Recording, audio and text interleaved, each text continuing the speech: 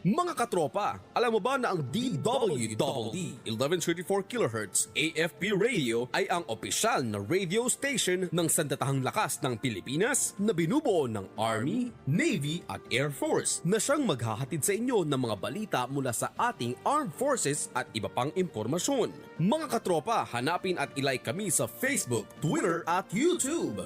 DWDD AFP Radio, ang boses ng Kawal Pilipino.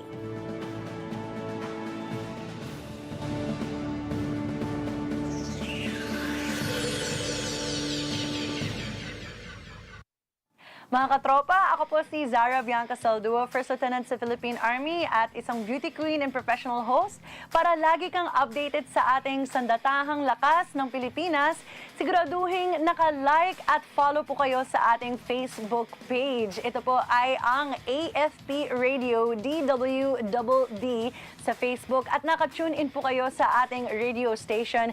That's 1134 kHz AFP DWDD. Panoorin ang weekly documentary program ng AFP Radio na ang Inyong Kawal tuwing Sabado 8 p.m. Naka-simulcast po ito sa ang Inyong Kawal. Ito po ay nasa Facebook at YouTube channels natin.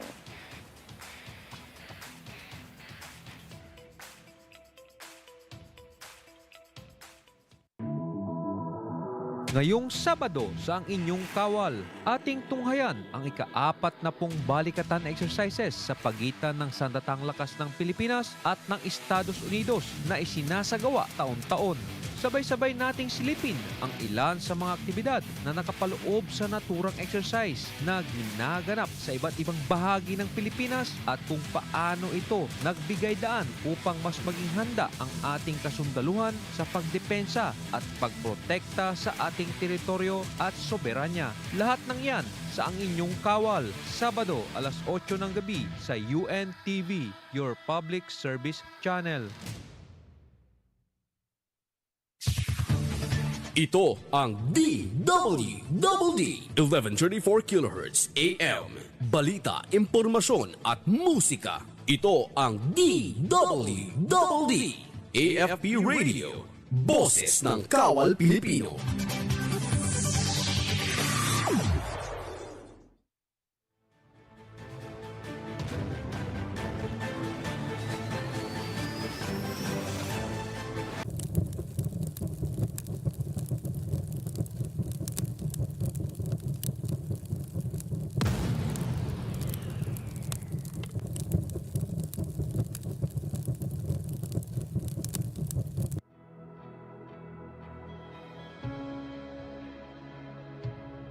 Kung tatanungin ang bawat mamamayang Pilipino kung ano ang hinahangad ng kanilang puso, iisa lamang ang kanilang magiging kasagutan. Tunay na kapayapaan, kalayaan at kaginhawaan. Ngunit ang kanilang pangamba at pagkabahala ay hindi maiwawaglit ng basta na lamang. Lalo't higit na riyan ang mga banta sa seguridad ng ating bansa. Subalit gaano pa man ito katindi ang mga pagsubok na dumarating, patuloy nawa tayong maniwala at magtiwala sa kakayahan at kahandaan ng ating Sandatahang Lakas ng Pilipinas na hindi umaatras sa kahit anumang laban, lalo pat lumipas man ang mahabang panahon ay mayroon tayong mga kasangga na handang makipagtulungan alang-alang sa pagprotekta at pagdepensa sa ating kasarinlan. Ating tunghayan ang ika-4 na pong balikatan exercises sa pagitan ng Sandatahang Lakas ng Pilipinas at ng Estados Unidos na isinasagawa taon-taon.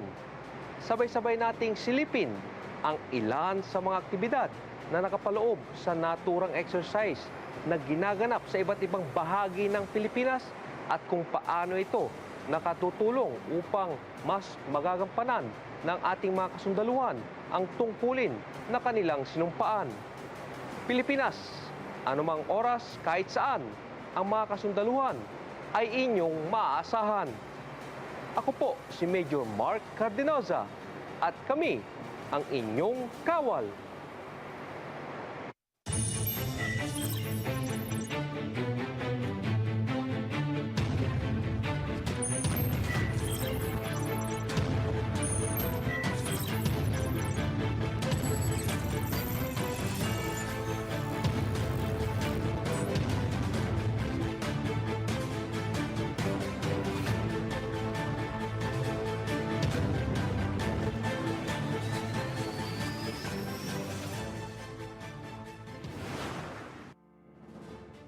Maraming beses nang sinubok ang katatagan ng ating bayan mula sa hindi pagkakaintindihan hinggil sa ideya at paniniwala na nauwi sa mga sagupaan hanggang sa mga hindi inaasahang trahedya o kalamidad na minsan ay kumitil ng buhay ng karamihan.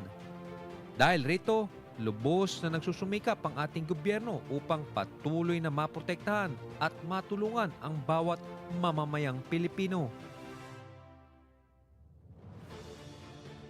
Subalit sa kabila ng kahandaan ng ating bansa sa alinmang maaring maging banta, hindi maikakailang mas gumagaan ang anumang problema kung may bansang nagsisilbi nating kasangga.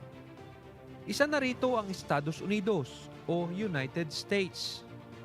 May mga suliranin mang dumarating sa paglipas ng higit 7 dekada, patuloy pa ring lumalalim at tumitibay ang pakipagkaibigan ng dalawang puwersa. Sa katunayan, ang isa sa mga taong-taong isinasagawa ng dalawang bansa upang maging malakas at maging handa sa pagtugon sa tawag ng sinumpaang tungkulin ay ang balikatan o shoulder-to-shoulder exercise. Ito ang pinakamalaking exercise na binubuo ng mga kasundaluhan, laang kawal ng Pilipinas at ilang mga sibilyan mula sa natahang lakas ng Pilipinas at ng Estados Unidos. Today, it is with profound pride and resolute sense of commitment that we inaugurate the 40th iteration of Exercise Balikatan, a powerful manifestation of our enduring alliance and shared commitment to regional peace, stability, and mutual defense. Your presence collectively is, in my view, not just an indication of Balikatan's importance, but a testimony to the deep ties that define our collective alliance and relationships. While this gathering is indicative of the beginning of an exercise, it's also recognition of decades-long friendships that I alluded to up front, and the ironclad commitment that we collectively have, whether it's via a mutual defense treaty or via our many military relationships, to maintaining a free and open Indo-Pacific region. This exercise is more than a military endeavor. It is a celebration of trust, friendship, and collective resolve to meet the challenges of our times. Today, as we gather amid an ever-evolving security landscape, this 40th iteration of Balikatan reflects our ability to adapt and innovate. With thousands of troops training across land, sea, air, and cyberspace, we are honing our interoperability, sharpening our skills, and deepening the bonds that make our partnership ironclad. From maritime security drills to humanitarian assistance exercises, we are preparing not only to defend, but to uplift communities and respond to crises as one unified alliance. Ang seremonya ng pagbubukas ng Balikatan 2025 na siyang pang-40 beses na pagsasagawa ng dalawang bansa ng naturang exercises ay ginanap sa Camp Emilio Aguinaldo, Quezon City. May this exercise embody unity in strength and herald a promise of peace through preparedness. With that, therefore, and with a robust sense of mission and mutual respect, I officially declare Exercise Balikatan 40-2025 open, effective today. This brings together military members of about 14,000 from 20 different nations. And it grows year over year, indicating the significance of the teamwork, the significance of the region, the significance of the allies, the partnerships, the friends, and really over the course of 40 iterations, what ultimately becomes family. Since its inception in 1991, Exercise Balikatan has transformed from a modest bilateral training activity into one of the foremost military collaborations in the Indo-Pacific region. Over the decades, it has adeptly responded to evolving threats, expanding its scope and enhancing its significance, demonstrating that true partnerships not only endure, but continuously thrive and excel. In this historic year, Balikatan 2025 unites thousands of Filipinos and American service members. Balikatan, our biggest annual activity, has been truly dynamic, constantly evolving to remain responsive to current and present challenges. And in this regard, I wish to congratulate the exercise directors for their hard work in this regard. Ang tema ng Balikatan ngayong taon ay nakaangkla sa isang komprehensibong pagsagawa ng full-scale battle scenario kung saan ay mas palalawigin ang kakayahan at kapabilidad ng Pilipinas, Estados Unidos at ng iba pang mga bansang kalahok sa iba't ibang larangan. Ito man ay mapadagat, lupa, himpapawid at maging space at cyber domain. What is a full battle test, you might ask? It is the integration, the purposeful integration of real-world security situations relevant to the region with live, virtual, and constructive training opportunities that will give us as a collective entity the opportunity to demonstrate capabilities across all domains, across all services and all forces. So land forces focused on land objectives, sea, air, and increasingly, year over year, we will see space-based capabilities used in coordination and support of actions on the ground and on the sea and in the air, along with cyber forces. The participation of other partner nations, namely Australia, Japan, France, the United Kingdom, and Japan, and the presence of international observers from 20 other countries, among them the Czech Republic, Lithuania, Poland, the Netherlands. These countries are joining the observer teams for the very first time. To bolstering deterrence, and there is no better way to do that than Balikatan. Through the additional deployment of Nemesis, the full battle test, and all domain capabilities training, our combined joint force is taking our alliance to the next level. The Philippines and the United States are committed to the preservation and enhancement of regional security and economic prosperity. And we believe that each country, big or small, has the strategic agencies to stand for and defend its national interest, in particular its sovereignty and territorial integrity. Ang kabuang bilang ng mga kalahok sa Balikatan Exercise 2025 ay nasa 14,000. 10,000 rito ay mula sa Estados Unidos, samantalang 4,000 naman ang bilang ng mga kasundaluhan ng Pilipinas. Samantala, ang ilan sa mga bansang kalahok ay nagpadala din ng kanilang mga representante. 200 mula sa Australia, 56 mula sa Japan, 11 mula sa United Kingdom at 2 naman sa France at Canada. Across the vibrant expanse of Luzon, Palawan, the Visayas, and Mindanao, we will assess our readiness in all domains: air, land, sea, cyber, information, cognitive, and the emerging frontier of space, through comprehensive exercises that integrate tactical precision with strategic foresight.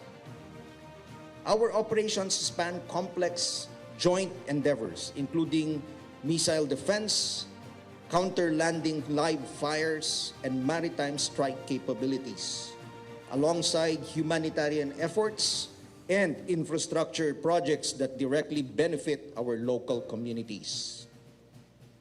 These initiatives are not solely about demonstrating power. They epitomize partnership in action, dedicated to safeguarding people, preserving peace, and preparing for future challenges. Together with our allies, we reaffirm our commitment to the Mutual Defense Treaty, a pillar of our bilateral relations and a guardian of peace in our region. We don't merely stand shoulder to shoulder. We will train shoulder to shoulder so that we are prepared to operate shoulder to shoulder and, if called upon, to fight shoulder to shoulder. Ang balikatan exercises ay tinuturing ng dalawang bansa bilang mahalagang pagkakataon upang mas mahasa ang kakayahan at kapabilidad hindi lamang ng mga kasundaluhan, kundi pati na rin sa paggamit ng iba't ibang mga makabagong kagamitan. Kaya naman, ang balikatan exercises ay isang patunay na ang bansang Pilipinas at Estados Unidos ay hindi lamang nakapokus sa pagpapalakas ng kanilang puwersa, kundi pati na rin sa pagpapalawig at pagpapatibay ng kanilang relasyon bilang mga bansa na may iisang mithiin, magkaagapay sa pagharap sa alinmang suliranin.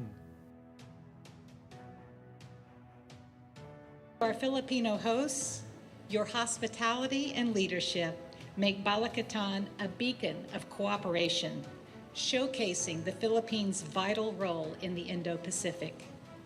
For many PhilAm service members, Balikatan is a homecoming, providing an opportunity to reconnect with their heritage. And for those service members that have never had the opportunity, Balikatan provides a chance to experience firsthand the amazing hospitality and graciousness that are the foundations of Filipino culture, bayanihan, signifying selflessness, solidarity, and the strength of collective effort. Our U.S.-Philippine alliance, with its roots in the 1951 Mutual Defense Treaty, remains a cornerstone of peace and security. Friends, partners, allies, these words reflect the trust that we have cultivated through shared missions and the values we uphold together. During this year's Balikatan, we underscore our drive to modernize the armed forces of the Philippines, enhancing interoperability with our allies and reinforce the comprehensive archipelagic defense concept. It is our way of ensuring that the AFP remains a capable, agile, and forward-thinking force prepared to defend and ready to respond and poised to lead. To our U.S. counterparts and all participating countries, we extend our deepest gratitude for your commitment, steadfast cooperation, and enduring confidence in this remarkable partnership. To every soldier, sailor, airman, marine, and reservist from the nations across the world, your professionalism and dedication are the true pillars underpinning this exercise. Together, we honor our past, strengthen our present, and build a future where our people thrive in safety and freedom. Let us carry this spirit forward over the coming weeks, training with purpose, learning from one another, and forging memories of camaraderie that will last a lifetime. Sa paglipas ng panahon, masasalamin ang ugnayan ng dalawang bansa na higit pa sa mga dokumentong nagpapatunay ng kanilang kasunduan, sapagkat ang tibay at lalim ng hangarin ng dalawang pwersa na umagapay at tumulong sa isa't isa ay tunay na hindi matatawaran. Ilang dekada man ang dumaan.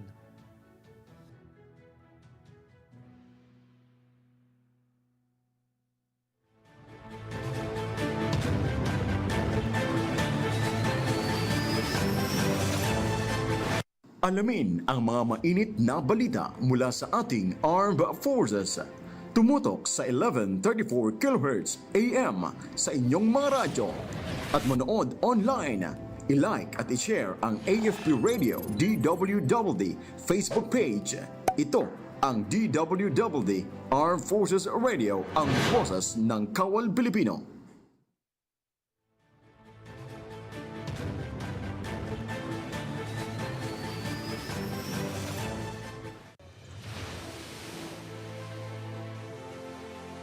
Bagaman hindi hinangad ng sino man ang digmaan o alinmang labanan, batid ng karamihan na may mga pagkakataong hindi ito maiiwasan, bunsod ng mga ideya o paniniwala na nauwi sa hindi pagkakaintindihan.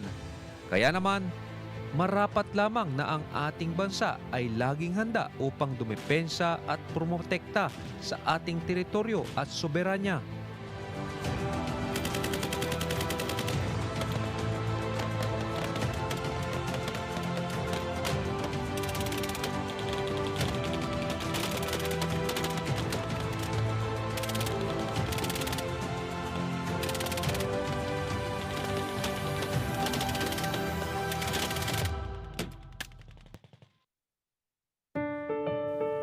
Subalit, hindi lamang matiwasay ang bawat komunidad kundi ay maayos din ang mga pangunahing infrastruktura na kinakailangan ng mga residente katulad na lamang ng paaralan at pagamutan. Gayon din ang pagsisigurong handa ang bawat individual sa kahit anumang trahedya o sakuna na maaring manalasa at susubok sa kanilang katatagan.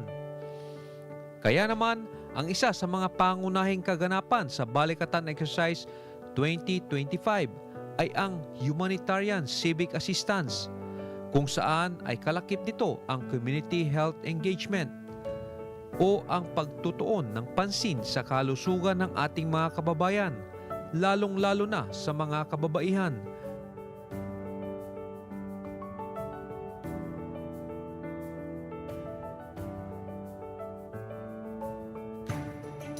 Pagbibigay ng mga impormasyon hinggil sa paunang lunas,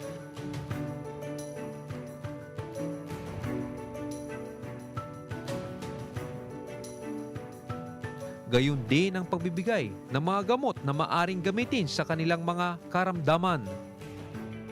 Kabilang din sa HCA ang Civil Military Engagement, kung saan ay kalakip nito ang pagpapalalim ng relasyon at paniniwala ng mga residente sa puong may kapal. Pagbibigay ng mga kagamitan na maaaring magamit sa pag-aaral ng mga kabataan. Gayon din ang pagbibigay ng alinmang donasyon at mga pagkain. Samantala, ang Civil Affairs naman ay ang pagpapalalim ng kasundaluhan ng kanilang kaugnayan sa mga residente sa pamamagitan ng pakikipag-usap, pakikihalubilo at pagpaparamdam sa kanila na ang mga sundalo ay kanilang kakampi sa kahit alinmang suliranin na maaari nilang kakaharapin.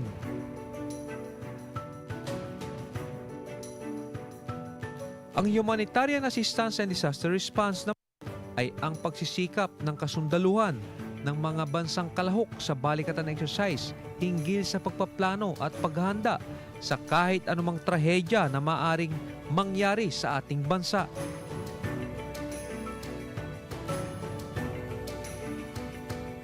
At ang panghuli ng Engineer Civil Action Program o NCAP, ito ay ang mga pinagsamang kakayahan at kapabilidad ng kasundaluhan sa paggawa ng mga infrastruktura para sa ating mga kababayan sa iba't ibang parte ng ating bansa.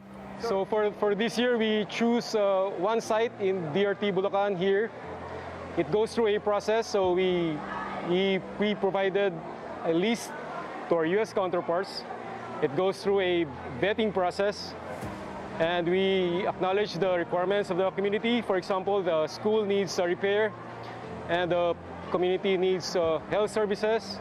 That's why my counterpart and I, with the approval of our leadership, the Chief of Staff and the Secretary of National Defense, of course, our Commander-in-Chief, choose Doña Remedios Trinidad as one of the Humanitarian Civic Assistance Site for BK25. Bagaman hindi madali at maraming mga hamon rin ang kanilang hinaharap sa pagsasagawa ng NCAP, nagagalak pa rin ang kanilang mga puso sapagkat batid nilang ito ay makakapagpaunlad sa mga institusyon o paaralan at tiyak na magbibigay daan tungo sa mas maliwanag na kinabukasan ng ating mga kabataan. This is the 40th iteration of our Balikatan exercise, meaning we've been doing this for 40 years. And what is beneficial with that is that we were able to train with our U.S. counterparts. We share expertise. So, for example, the Philippine soldiers can share expertise on how to do community health services, and they as well can learn from us, and we learn from them. And this is a good effort because when the time comes, we'll be prepared to do more things. A lot of the teamwork between the United States, the Armed Forces of the Philippines, we have partners from Australia working shoulder to shoulder in order to bring improved educational system to the area. We are working very hard to finish the project on time, and I think it's going to be an amazing improvement to the educational experience for the children of the town. And we are happy to announce that due to the partnership and the support of our Australian Defence Force, we'll finish the job 1 month time only. So by May 8, we will dedicate the project to our school supervisor and also to the local community. Ang tungkulin sa pagdepensa sa ating kalayaan at soberanya ay hindi lamang responsibilidad ng kasundaluhan. Kaya naman, isa ito sa mga layunin ng Balikatan Exercise 2025. Masigurong ang kalusugan ng mga mamamayang Pilipino ay nasa maayos na kalagayan sapagkat ang laban ng kasundaluhan ay laban din ng buong bayan. Community health engagement activities. We provide health services to the community. This is our effort, joint effort with our U.S. counterparts and support of Japan and Australia to ensure that the community will have the opportunity to improve a quality of life. And also we would like to build resilient communities. Resilient communities are very important in our national defense. And this highlights our commitment, our collaboration with our U.S. Defense, our U.S. Armed Forces to strengthen community health. I also think it's important to explain that the humanitarian civic assistance activities that Colonel Talarak and I have been planning for over a year are really bringing partnership and community throughout the Philippines. So we're excited to be here in DRT Bulacan today. We will travel to other sites throughout the Philippines during Exercise Balikatan, and HCA has been a part of every Balikatan for years, and so each year we start planning together to try and determine where the best way, locations and procedures are to bring these things to all the communities throughout the Philippines. Yes, so sir, for this year we have 5 HCA sites. We have 1 in Northern Luzon, 1 here in Central Luzon, we have 1 in Southern Luzon, and 2 in Palawan. So hopefully by next year we'll again determine which areas will deliver more projects such as this, because we believe that the communities, our fellow countrymen, also need these health services. We're so lucky to partner with the Philippines and Japan. All of us are committed to not only free and prosperous nations, but also to the individual. So we get to engage with events like this, taking care of communities, taking care of everyone from children all the way to the elderly, providing dental and medical care, prescriptions, examinations, and it's all an opportunity for us to be stronger together. Each community is unique, and we're hoping to treat between 50 and 150 people per location, but that's about what we're looking for. At this moment, we're running for about 140 now, both from the dental and the medical side. So here's the essence of the Balikatan. We're working with the U.S. Armed Forces and the Japanese Self-Defense Force, and we're working side by side. We're very fortunate in this barangay that there's a high interest in preventive care. So many patients here want to get their teeth cleaned, and they're here to continue care that is already being addressed by the community. So there seems to be a high level of education, and we're here to support and to help them get to the next level. So we see patients are interested in managing their blood pressure. They're interested in keeping their teeth clean and making sure that they're continuing their prescription medication to stay healthy. With each patient, we see them one by one. We do a thorough evaluation of their health, and we make sure that they get the care that they need. My expertise is orthopedics. I'm a spine surgeon, but this time I brought my team. It consists of one physician who is specialized in cardiology and 2 nurses, and they're working good. Samantala, maliban sa aspeto ng kalusugan, isa din sa pinagtutuunang pansin ng Balikatan Exercise 2025 ay ang pagpapaigting ng relasyon at pananampalataya ng ating mga kababayan sa Poong May Kapal. Kaya naman, isa sa kanilang aktibidad ay ang pagbisita ng mga chaplain upang mag-alay ng tulong at dasal sa komunidad. So our chaplains from the Armed Forces of the Philippines and the U.S. Armed Forces will be here. They will be providing bundles of joy. They will talk to the community members. There will be an interfaith service, and also they will guide people if they need the services of our chaplains.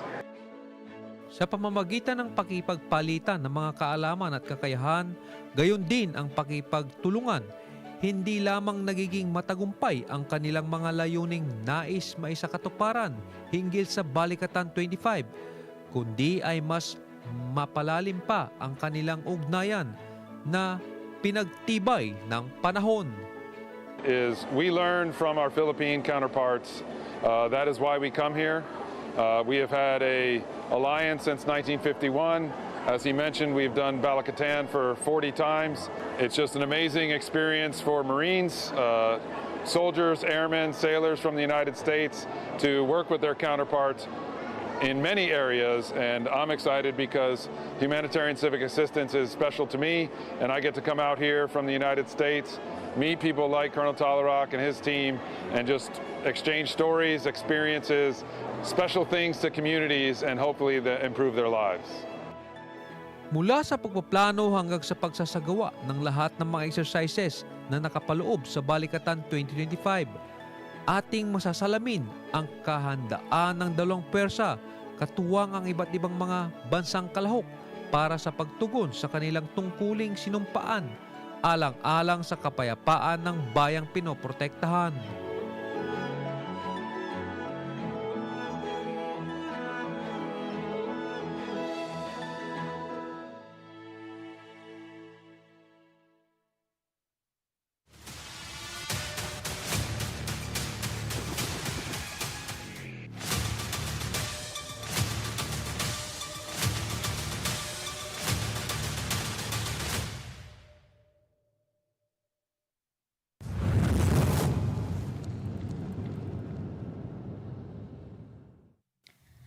At the heart of the Philippines, mission was set in motion with vision, with purpose, with unity.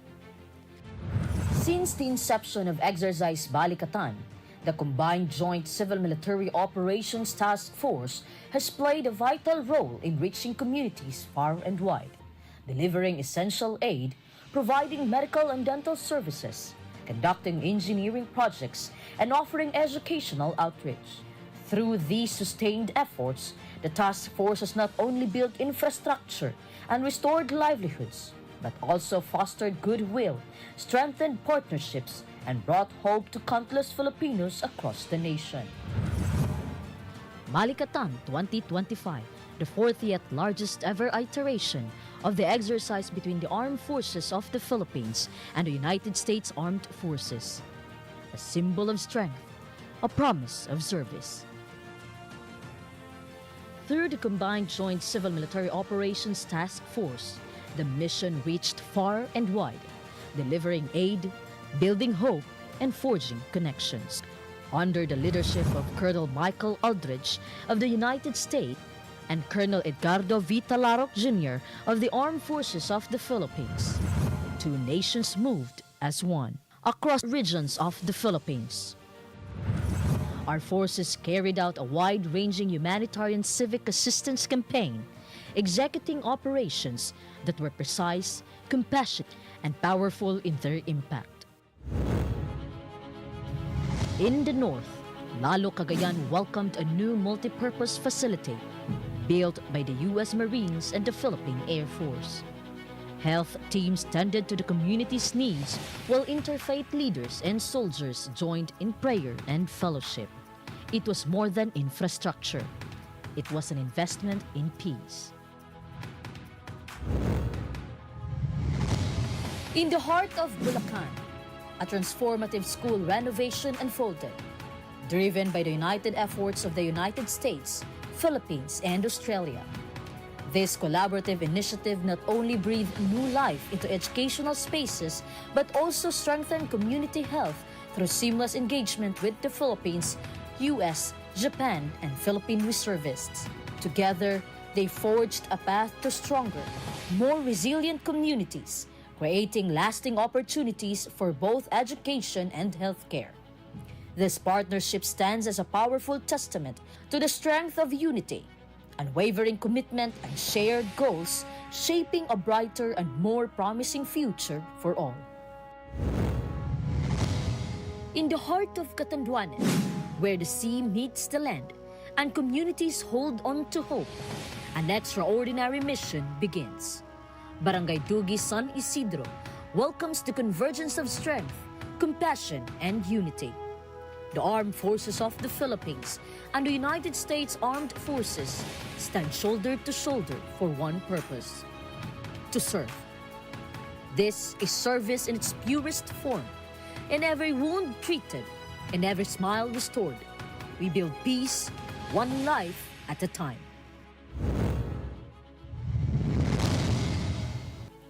In Rizal, Palawan, a new health center rose, built through an extraordinary alliance between the United States, the Philippines, and the United Kingdom.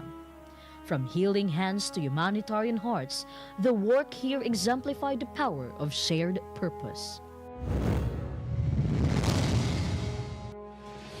In Brooks Point, another school took shape, strong enough to weather storms and built to inspire minds. Through education and engagement, the seeds of change were sown. As part of its line of efforts, the Combined Joint CMO Task Force launches the HADR tabletop exercise under Balikatan 40-2025, bringing together local and international partners to enhance disaster response coordination. Through knowledge exchange and joint planning, this exercise strengthens regional resilience and readiness for large-scale emergencies. These were more than missions. These were stories of unity in diversity, of strength through compassion, of soldiers serving not just with arms, but with open hearts. To every engineer, medic, chaplain, and civil affairs officer, to every unit who give their time, talent, and trust, you didn't just complete a mission, you left a mark, one that will be felt long after the dust has settled and the banners come down. This is the spirit of Balikatan, shoulder to shoulder, heart to heart, for the people, for the future. Mabuhay and thank you. Salamat Balikatan 2025! Salamat Balikatan 2025!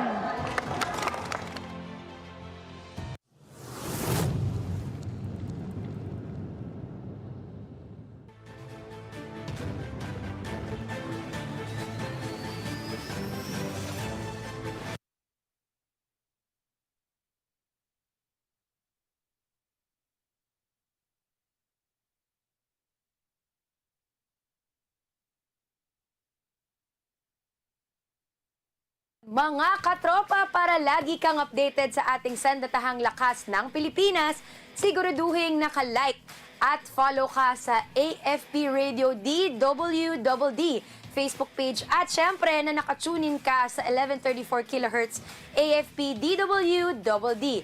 Panoorin ang weekly documentary program ng AFP Radio na Ang Inyong Kawal tuwing Sabado yan, 8 p.m. at ito ay nakasimulcast sa Ang Iyong Kawal Facebook at YouTube channel. Ayan po. And of course, sa ating mga kasundaluhan, keep up the good work. And sa team, keep up the good work po sa Media and Civil Affairs Group, CRSAFP. Maraming salamat po sa inyo. Sergeant Colleen Nicole Borgoña here, or most commonly known as Colleen Perez. Saludo po ako.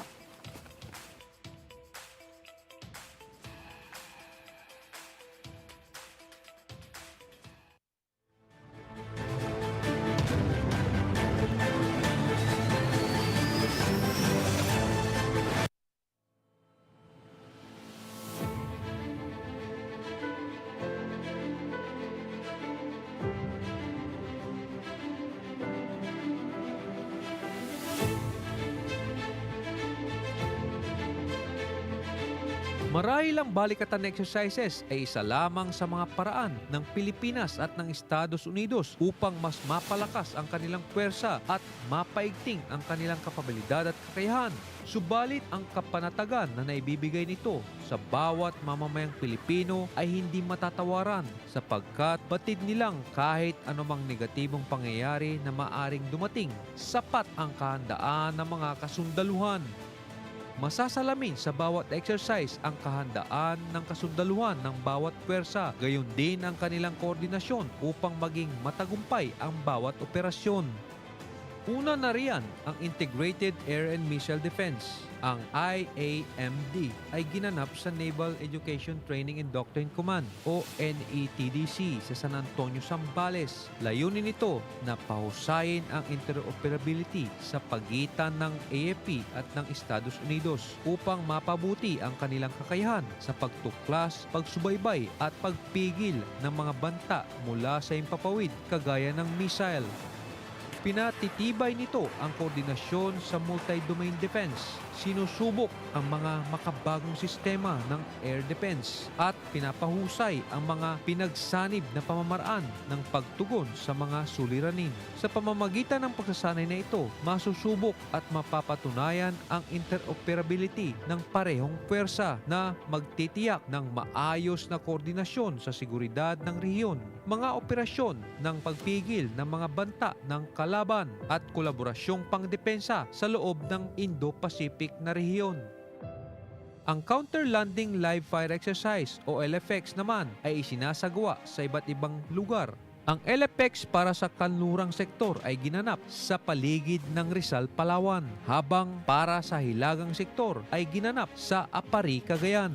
Ang mga kaganapang ito ay nakatuon sa pagpapabuti ng interoperability, pinagsanib na operasyon at koordinasyon ng firepower. Susubukin din ito ang mga coastal defense system ng AFP at palalakasin ang alyansa sa pagitan ng Pilipinas at Estados Unidos sa larangan ng depensa sa pamamagitan ng pagpapatibay ng command and control bilang tugon sa mga potensyal na banta.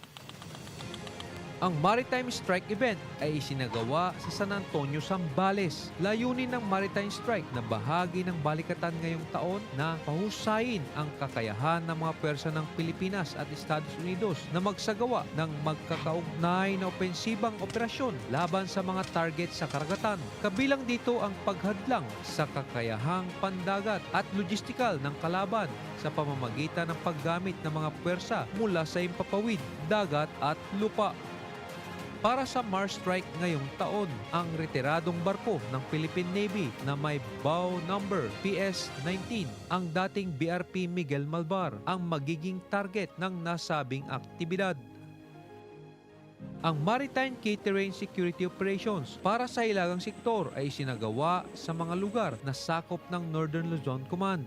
habang sa kanlurang sektor naman ay ginanap sa paligid ng Palawan sa ilalim ng Western Command. Layunin ng Mekitso na pahusayin ang kakayahan ng mga puwersa ng Pilipinas at Estados Unidos na tiyaking ligtas ang mga mahalagang lugar sa karagatan gaya ng mga daungan, kipot at mahalagang isla. Ang pagsasanay ay nakatuon sa pagsasagawa ng pinagsanib na mga operasyon sa seguridad upang hadlangan ang pag-akses o pagkontrol ng mga kalaban sa mga kritikal na rehiyon ng karagatan. Pinapalakas nito ang interoperability, kakayahan at mabilisang pagtugon at ang taktikal na depensibo para sa proteksyon ng mga pangunahing infrastruktura sa dagat at sa pagpapanatili ng katatagan ng ating rehiyon. Layunin ng multilateral maritime event na pahusayin ang naval interoperability at koordinasyon sa pamamagitan ng mga pinagsanib na pagsasanay sa karagatan sa klaw ng Kapuluan ng Pilipinas mula sa paligid ng Subic Bay hanggang sa Joint Operational Area ng Hilagang Luzon. Kabilang sa mga pangunahing aktibidad ay ang pagsasanay sa komunikasyon, cross-deck landing qualifications, division tactics, replenishment sa dagat, maritime search and rescue, at gunnery drills. Ang kaganapan ay nilalakwan ng mga puwersang pandagat mula sa Estados Unidos, Pilipinas, United States Coast Guard, at Japan Maritime Self-Defense Force. As we conclude the 40th iteration of Exercise Balikatan, I extend my heartfelt congratulations to everyone involved. Your professionalism, discipline, and esprit de corps, from the planners to the frontline personnel, have been instrumental in ensuring the success and significance of this exercise. This being the 40th iteration, which culminated in the full battle exercise, what the President, Secretary Anyo, and I would want to see is not only the execution of next year's exercises, but more importantly, the choice of exercises, what you are going to be doing, and where you are going to be doing them, what terrain you're going to operate in, what environments you are going to operate in. How do you meld with the civil infrastructure works, supply routes, and other civilian infrastructure in order to see if what you plan for is aligned with how the leadership determines we want the armed forces to go to and what we need to be preparing for. Over the recent weeks, we have witnessed exemplary demonstrations of joint capabilities ranging from live fire operations and cyber defense to maritime security activities and humanitarian assistance efforts. Beyond the technical achievements, however, the most valuable outcome has been the enhanced mutual trust, deeper understanding, and renewed commitment to shared security goals. Next year will not merely be an exercise in execution and choice of exercises, but we will go deep down into the assumptions on why you are training shoulder to shoulder to do a particular activity. And I think that will enhance our interoperability, not only in the tactical level, but more importantly on the operational and, of course, on the strategic levels too. Balikatan is not merely a series of military exercises. It is a demonstration of enduring partnerships and collaborative resolve. It embodies our collective readiness to act in unison, underscoring that our greatest strength lies in unity. On behalf of the Armed Forces of the Philippines and by virtue of the authority vested in me as the Chief of Staff of the Armed Forces of the Philippines, I hereby declare Exercise Balikatan 40-2025 officially closed. Congratulations to everyone. Mabuhay tayong lahat.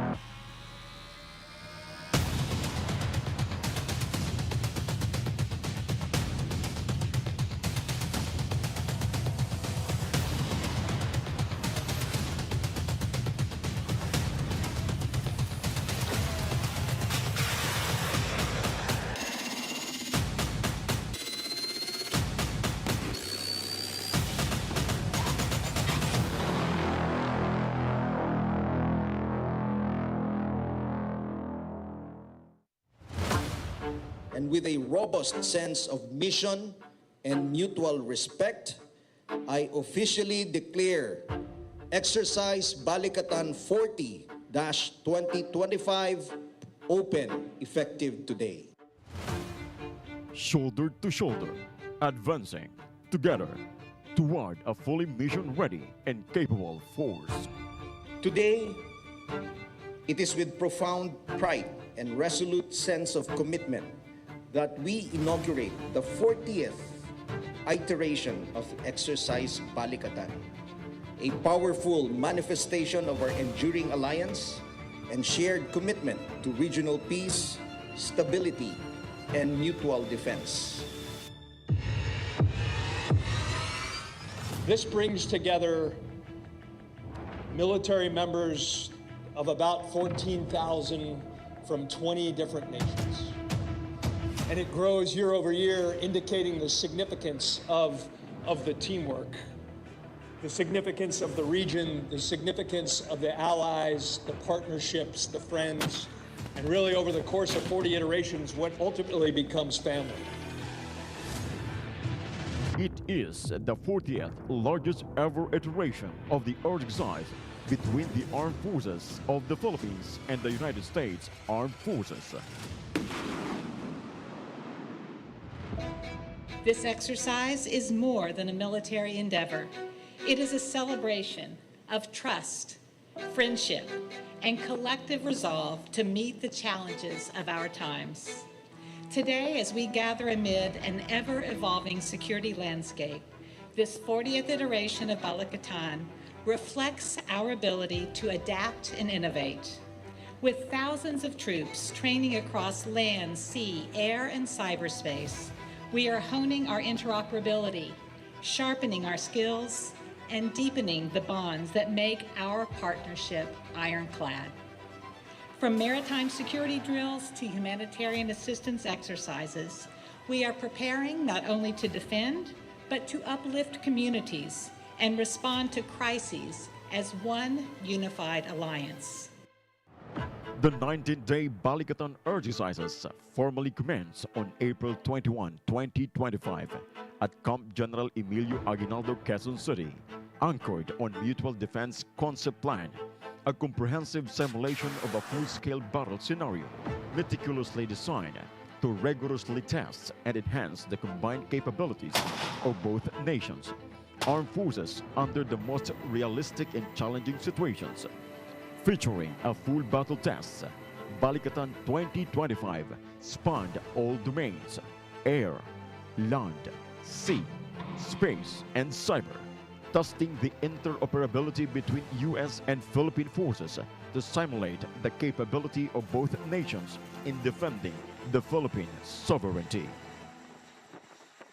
What is a full battle test, you might ask? It is the integration, the purposeful integration of real-world security situations relevant to the region with live, virtual, and constructive training opportunities that will give us as a collective entity the opportunity to demonstrate capabilities across all domains, across all services and all forces.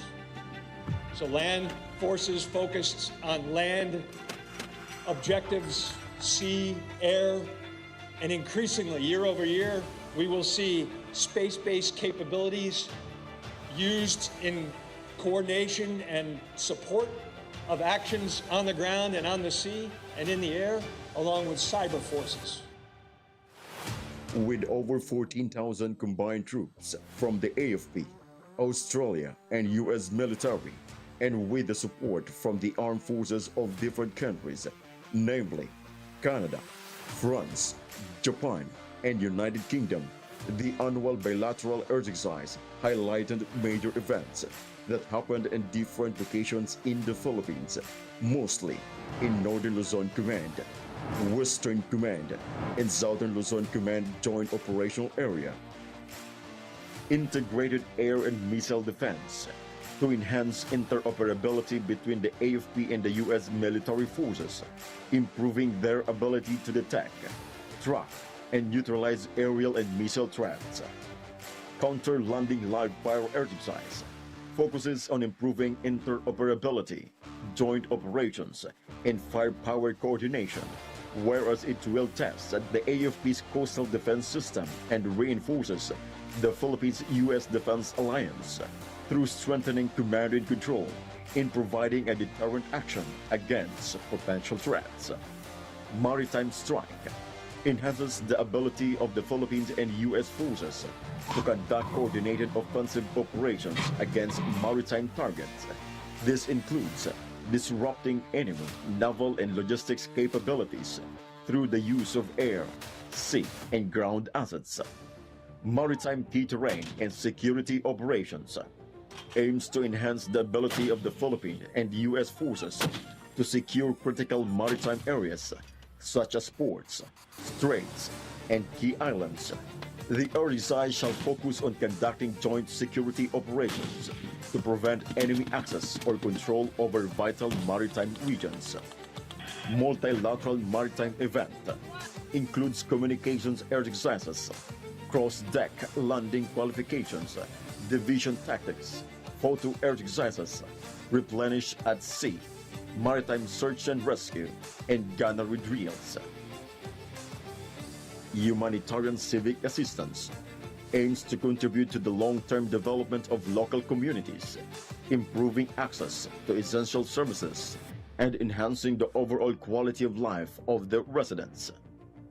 Humanitarian disaster response tabletop exercise aims to strengthen coordination among partners and allies in delivering humanitarian support. Key objectives include conducting a gap analysis to identify logistical and coordination shortfalls, addressing support deficiencies, and promoting collaboration through subject matter expert exchange. Rehearsal of concept drills aim to walk through the Balikatan Exercise 2025 plan, which confirms, understands, and identifies any complex elements before the actual execution. Its primary goal is to ensure a shared understanding of the plan among all participants, allowing for a smooth transition to action. Combined joint logistics over the shore demonstrates a military's ability to deliver equipment and supplies to a shore location without a traditional port. This is crucial in austere environments since it demonstrates the ability to support operations in remote or challenging locations where port facilities are limited.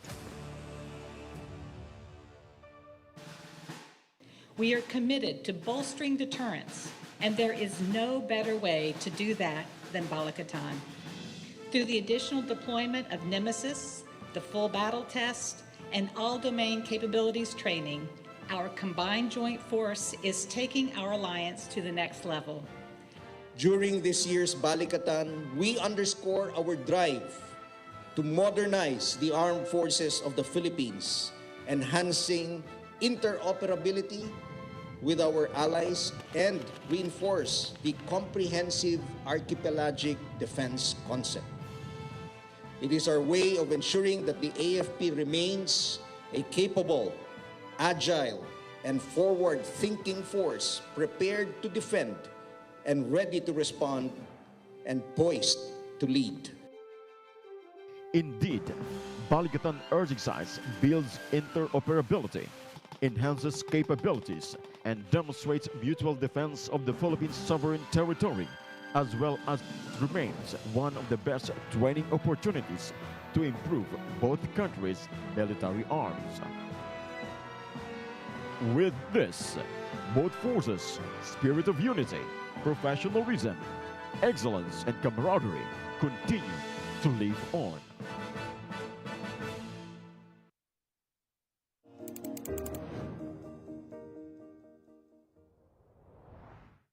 Sa 7 dekada na pagkakapit-bisig at pagtutulungan ng Pilipinas at ng Estados Unidos, pinatunayan ng dalawang bansa na ang lalim ng kanilang ugnayan ay hindi kailanman mabubuwag at patuloy na mamamayagpag. Ang balikatan exercises ay simbolo ng pagkakaibigan, pagkakaisa ng dalawang puwersa na mas lumalawig at tumitibay sa paglipas ng panahon. Subalit, nawa ay maikintal sa ating puso't isipan na bagaman nagsisikap ang ating mga kasundaluhan na maghanda laban sa anumang banta, walang ibang dalangin ang kanilang mga puso, kundi tayo ay magkaisa at sama-samang lumaban para sa kasarilan ng ating minamahal na bayan. Muli, isang karangalan na kayo'y aming mapaglingkuran. Ako po si Major Mark Cardenoza at kami ang inyong kawal.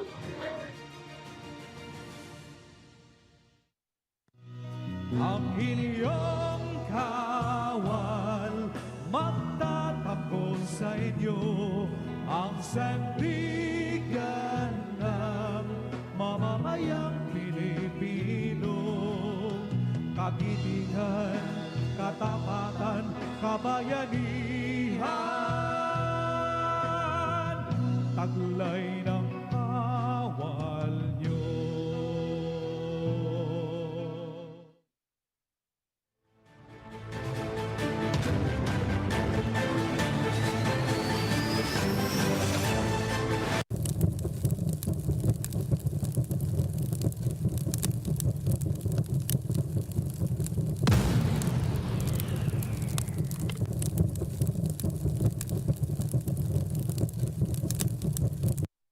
Kayo ay nakatutok sa DWDD AFP Radio. Kami po ay kasapi ng KBP, Kapisanan ng mga Broadcaster ng Pilipinas.